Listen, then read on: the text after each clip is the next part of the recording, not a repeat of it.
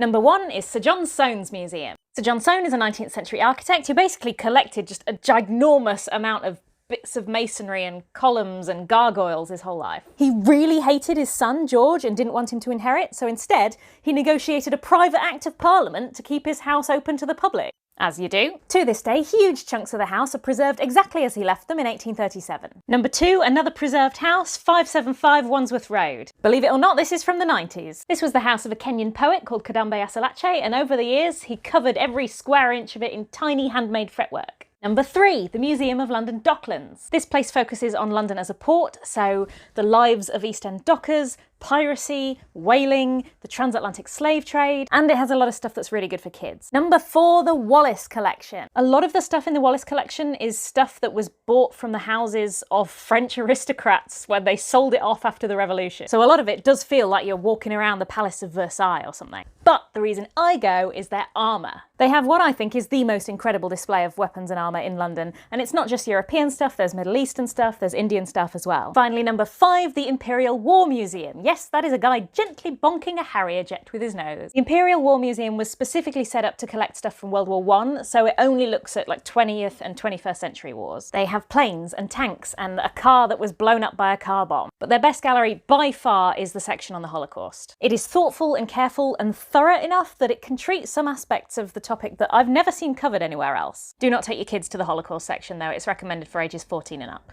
There's a couple of recommendations for you. I might do another one on like micro museums that really are just one room run by a guy. Let me know what you think in the comments.